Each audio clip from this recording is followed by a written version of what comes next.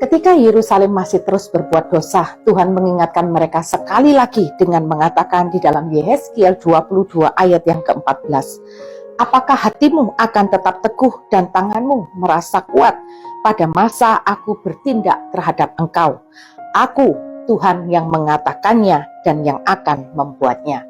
Sekali lagi Tuhan mengingatkan kepada mereka ketika mereka masih terus berbuat dosa, hidup di dalam dosa. Tuhan mengingatkan ketika hukuman Tuhan itu akan mereka terima karena mereka tidak mau bertobat atas dosa-dosa mereka. Tuhan bertanya, apakah pada hari penghukuman itu hatimu masih tetap kuat teguh dan tanganmu merasa kuat?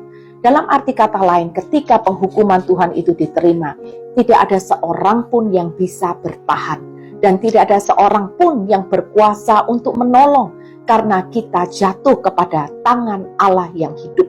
Jika kita berperkara dengan manusia, lawan kita adalah manusia. Tetapi jikalau kita tidak mau bertobat dan terus-menerus hidup di dalam dosa, maka kita akan menjadi lawan Tuhan. Dan siapa yang kuat ketika harus berhadapan dengan Tuhan? Saudara, Tuhan itu adalah Tuhan yang selalu menepati janjinya.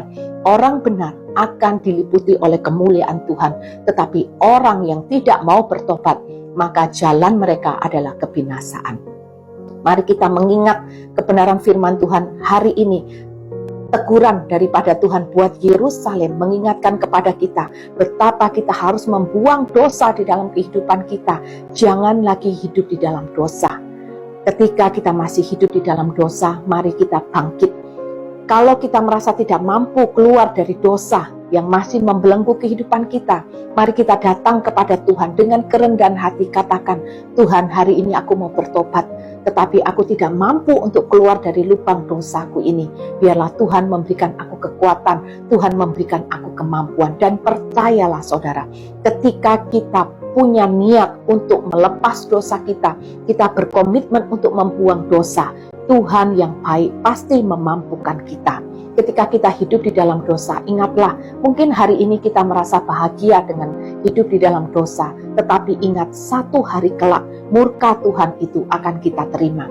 Dan ketika kita menerima murka Tuhan, ketika kita menerima hukuman Tuhan, kita tidak akan bisa bahagia. Bahkan kita tidak akan kuat menerima murka Tuhan itu, karena yang menjadi musuh kita adalah Tuhan sendiri. Marilah kita bersungguh-sungguh dalam kehidupan ini, membuang dosa kita, bertobat dengan kesungguhan hati, datanglah kepada Tuhan. Tuhan pasti memampukan. Orang yang hidup di dalam dosa, kebahagiaannya itu hanya sesaat, tetapi damai sejahtera dan sukacita tidak akan pernah menjadi bagian dari orang yang masih hidup di dalam dosa. Dan yang pasti, jikalau tidak bertobat, maka kebinasaan, cawan murka Allah akan menjadi bagian kita. Tuhan Yesus memberkati.